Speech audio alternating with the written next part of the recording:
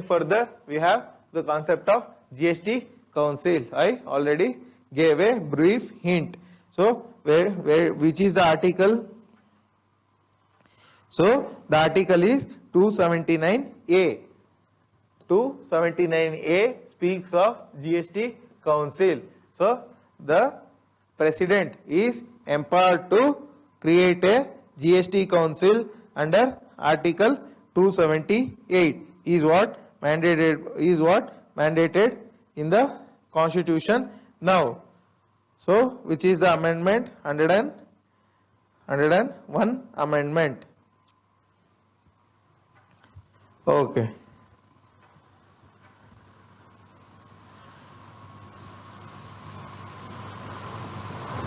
Okay. So earlier, there was no concept of GST Council. Now under Article 279A, the President is empowered to create a GST Council. So what is the functions of this GST Council? So it has to recommend with respect to taxes, cesses and levies. So between the center and states. So what are the taxes, cesses and levies levied by the state and center? That has to be with respect to indirect taxes, that has to be said by the GST Council. So what are the goods that may be subjected to GST? What are the goods that has to be exempted from GST? That should also be said by the GST Council. GST Council should also decide the tax slabs. How many tax slabs are there? Right now there are five tax slabs. What are the tax slabs now? So we have 0% to 28%. So there are 5 tax slabs in these areas. Okay. So any other work of the GST Council? So any special rate during natural disaster, that has to be also be decided by the GST Council.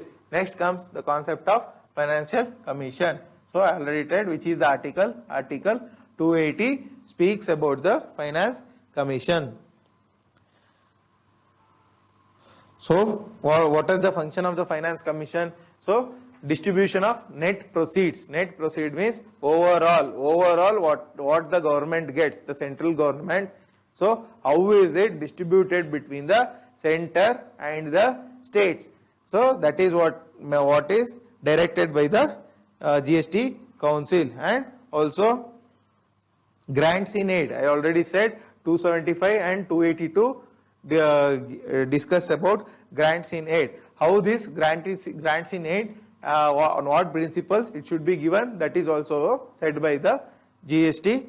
That is also said by the Finance Commission. So also the finances to the local government. Local government means the municipalities and panchayats. So what concept the funding to the municipalities and panchayats should be done, that is also given by the Finance Commission. Protection of the state's interest. So next concept is protection of state's interest. So it is a general concept which discusses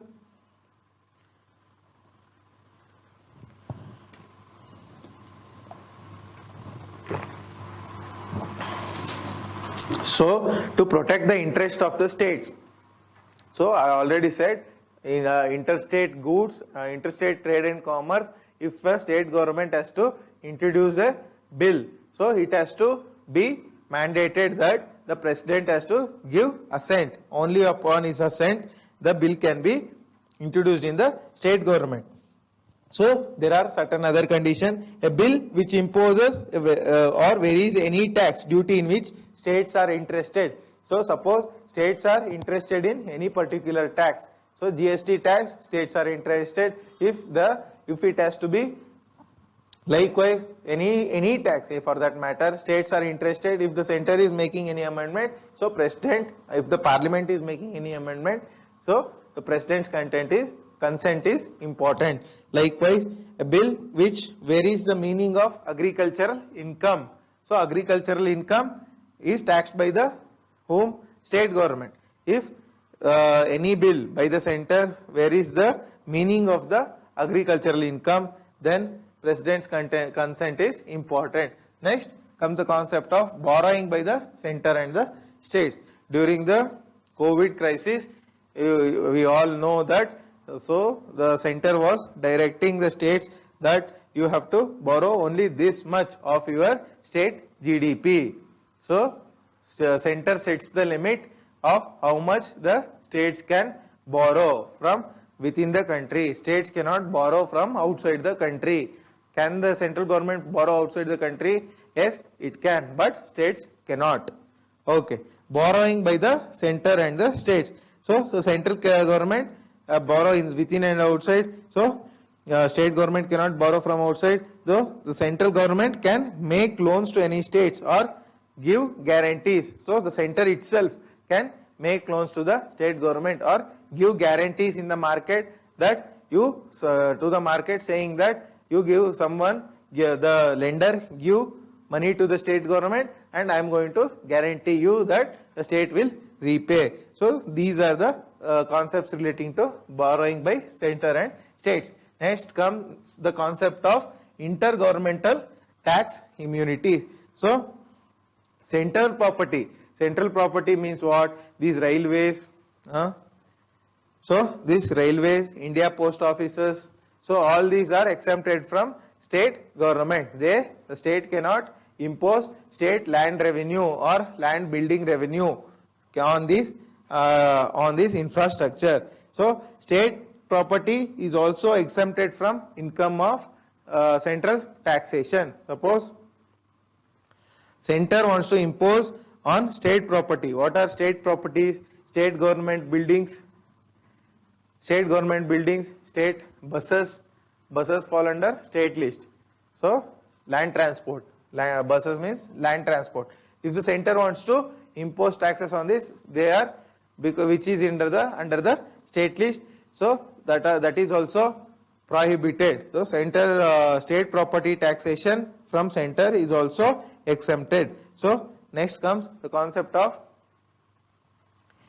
during effect of emergency. So during the emergency, I am going to discuss in later, though the financial distribution of power is changed. So that will discuss during the emergency, while we discuss the concept of emergency. Like after every chapter, I am going to discuss the important articles. So the articles, what are the articles? So distribution of revenue between union and states, between the union government and state government, how the revenue is distributed. So that is discussed between Article 268, from Article 268 until Article 281. So it is given in Lakshmikant, the article numbers. So what are the articles which are important? So Article 268, 268A, 268(9), 268A, 269, 269A, 270, and Article 275, and Article 280, and Article 282. So these are few of the, and also Article 279A, which deals with goods and services tax. So these are few of the articles which are important, which you need to remember, because there can be a direct question in the preliminary examinations of various competitive exams saying, giving the article number, so you will be confused. So next comes the concept of trends in center and state relations. So this is a general area. So general area means, so how the center and state relations post independence has varied. So how it has taken off. So what is the present condition of relationship between the center and the states? So now what are the tension areas? Tension area means conflict areas between the center and the states.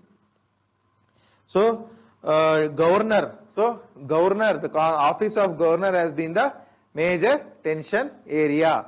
So the center appoints the governor, who in turn jeopardizes the working of the state government. So that is the major tension area. Next comes the concept of president rule. So the center at its whims and fancies imposes a president rule. That is also a major tension area. Next we have the All India Services. All India Services is a tension area. Then we have the sharing of finances. Then we have deployment of central forces. What are the central forces? The CRPF, CISF and other, and also NDRF. So deployment of central forces by the, not NDRF. NDRF is a disaster management, this thing. So Narcotics Control Bureau, NIA, CBI.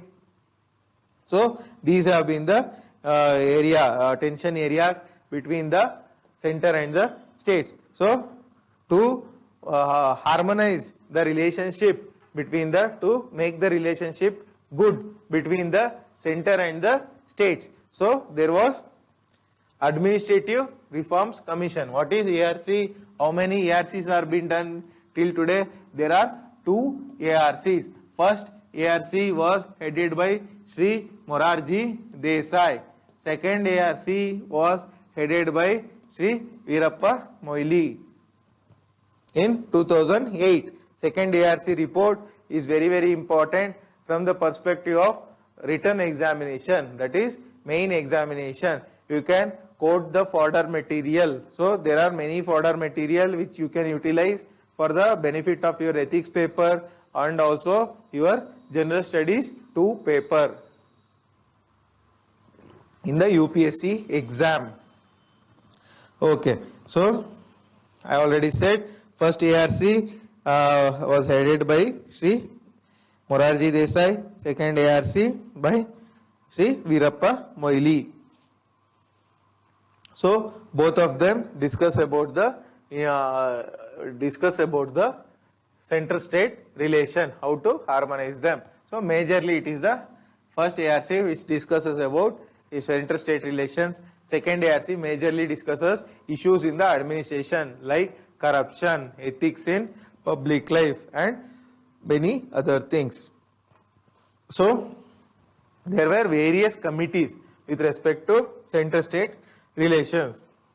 So Rajmannar Committee. This committee was appointed by the government of Tamil Nadu. So this Tamil Nadu state has been very vocal when it comes to states, states individuality. That is, center should not encroach upon the area of the state government. So Tamil Nadu has been very vocal that state's identity has to be respected. So because of which this Rajmannar Committee was appointed. Its recommendations you can go through in the book, not very important. You can just quote Rajmannar Committee has also said this and this in center-state relation. Next comes Anandpur Sahib resolution. So as the name suggests, it is in the state of Punjab. They also wanted to assert a state's identity. So they also said, given this resolution, and also West Bengal. West Bengal also was very vocal when it comes to states individuality. So right now also under Chief Ministership of Srimati Mamata Banerjee. So it has been very vocal with respect to asserting its identity. Earlier it used to be the communist government. So who was heading the communist government in West Bengal?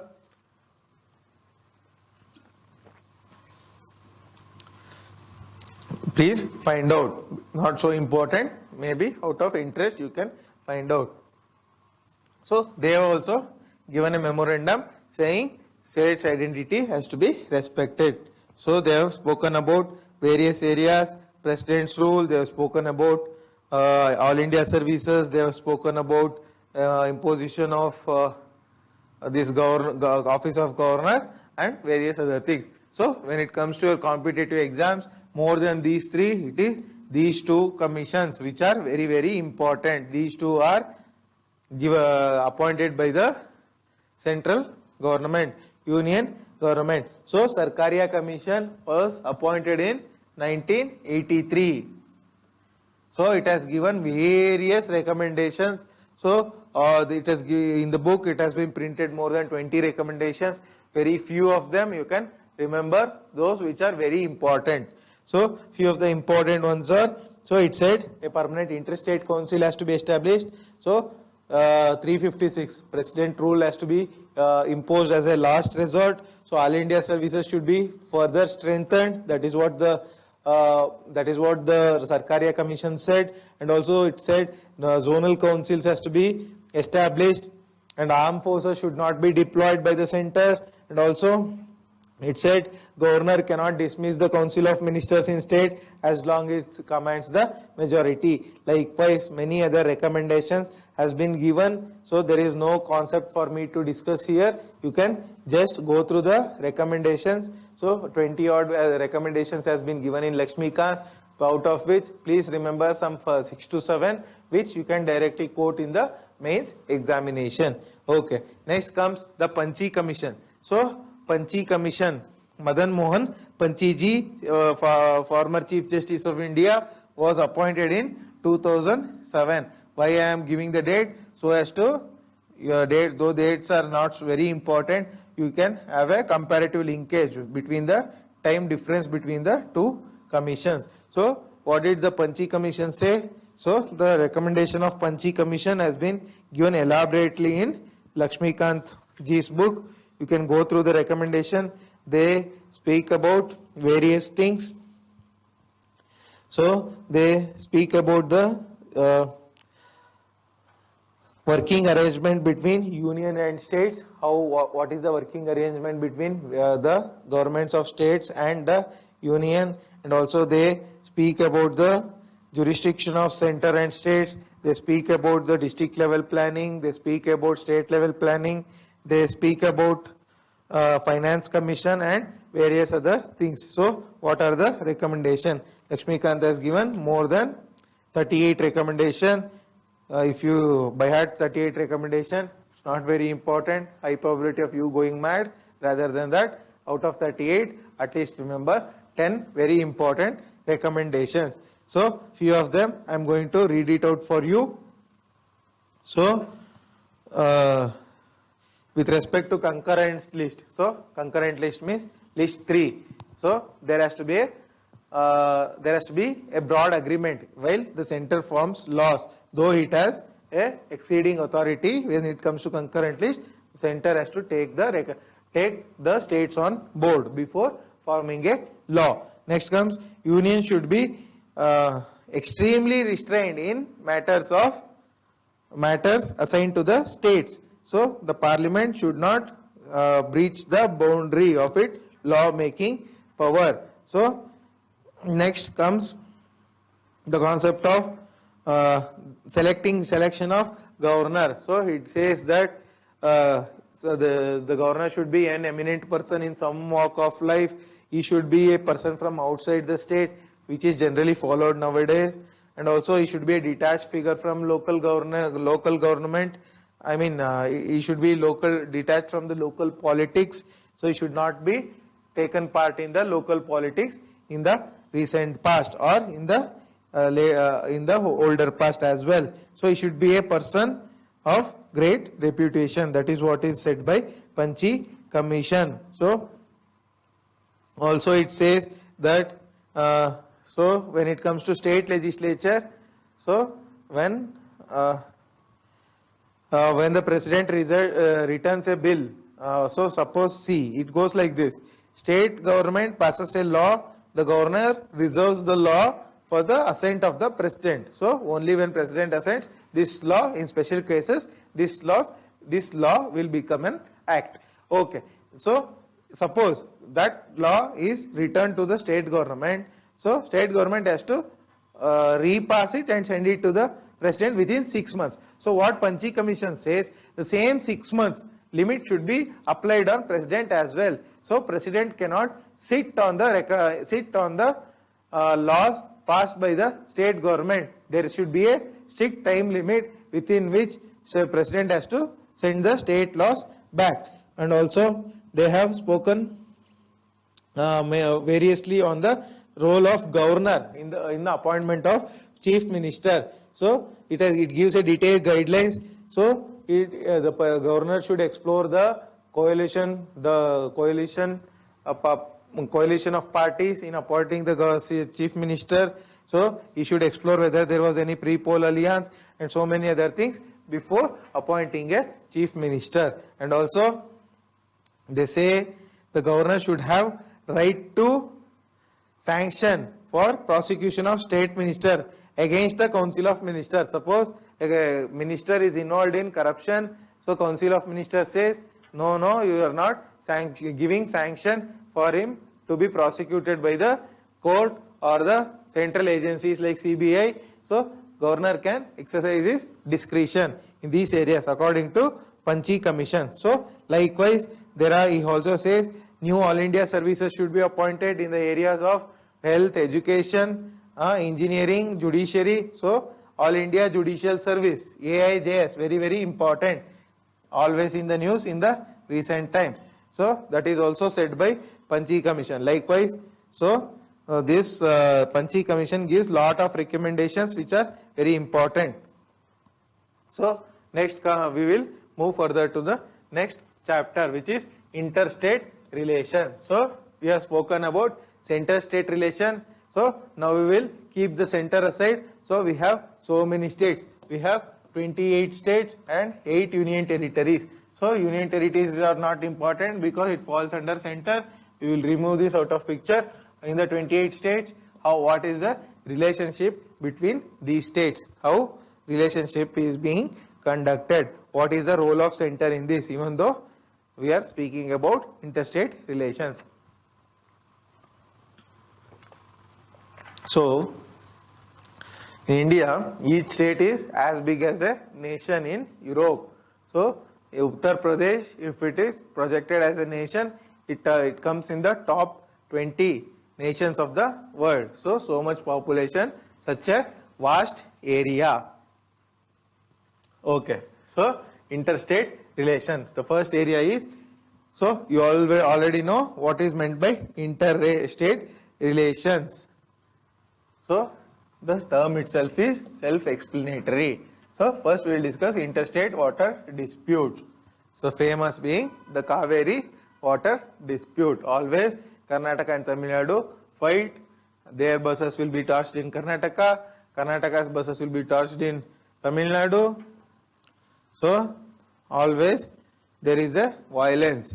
So where this particular provision is dealt in Constitution as well. Which particular article deals in the Constitution?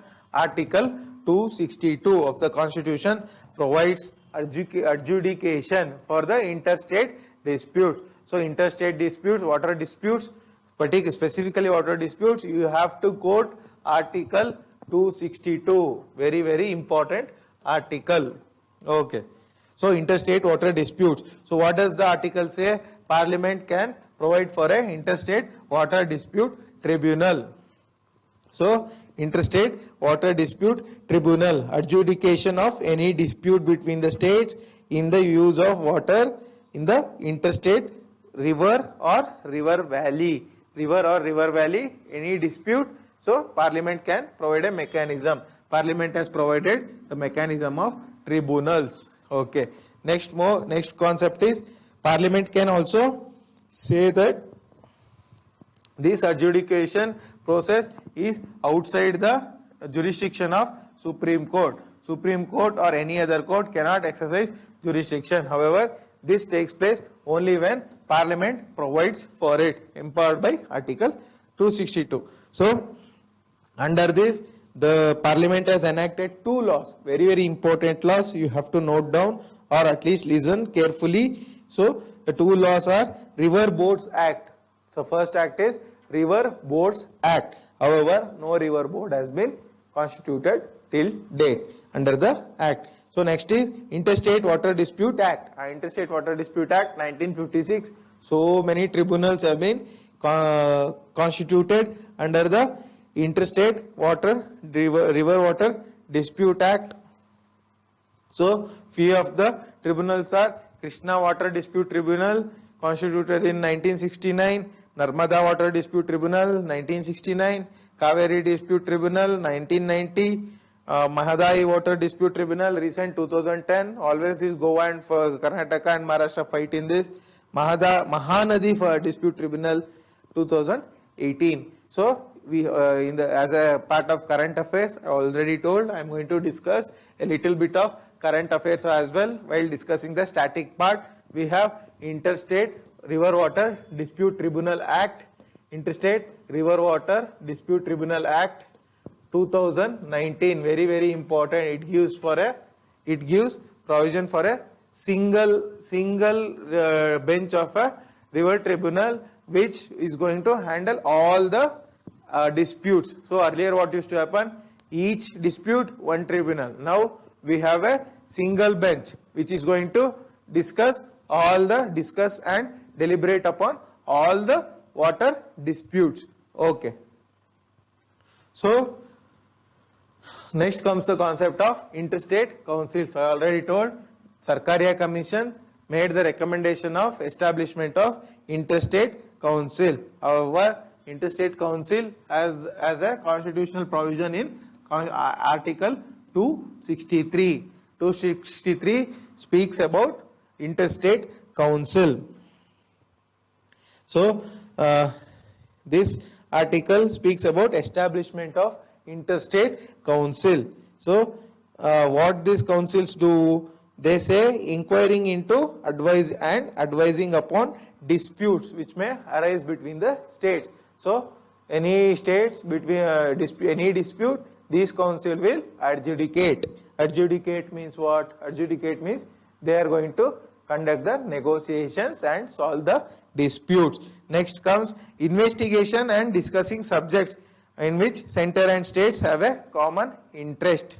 Okay. And also make recommendation on any of the disputes. These are few of the functions of the interstate council. So not only interstate council, single council, we have center under this Act 2003. We have constituted many councils. We have constituted Central Council of Health and Family Welfare, Central Council of Local Government, and 4 regional councils for sale tax, North, East, West and South.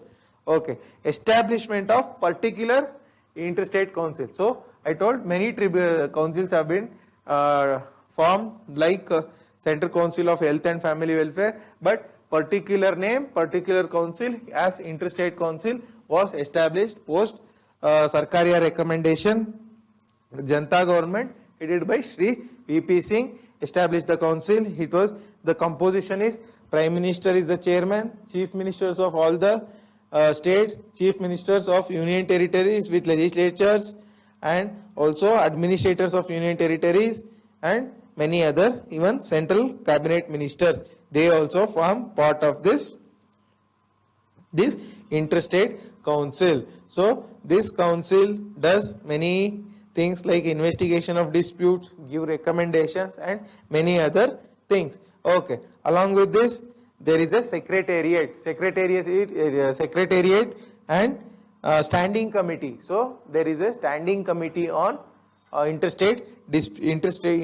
standing committee of interstate council headed by Central Home Minister. Okay. Next comes the concept of public acts, records and judicial proceedings. What does it mean? Suppose in Karnataka government forms a act. So enacts a act. I already said this act doesn't have any validity, or that cannot be enforced, or that cannot be implemented by the executive of the, that need not be is the right word, that need not be implemented by the government of Maharashtra or Tamil Nadu. So but Karnataka government must enforce that act. However, this act of Karnataka government should be respected by all the states. What do you mean by respected? So not only the act, the records of Karnataka government and also judicial proceedings of the Karnataka High Court must be respected throughout India. So what is meant by respected? So full faith and credit has to be given throughout the territory of India. So to this act of this particular government. So why it has to be given? Because see, some person conducts a business in Karnataka.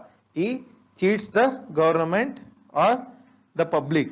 So this chit fund, suppose one person conducts a chit fund business which is prohibited by Karnataka State Chit Fund Prohibition Act. Suppose let us say there is such an act. So there is an act in Kerala government regarding the chit funds, regulation of Kerala State Regulation of Chit Funds Act. Okay. Likewise, let us say Karnataka government has a chit fund act. So one person conducts a fake chit fund business and runs away and hides in Odisha.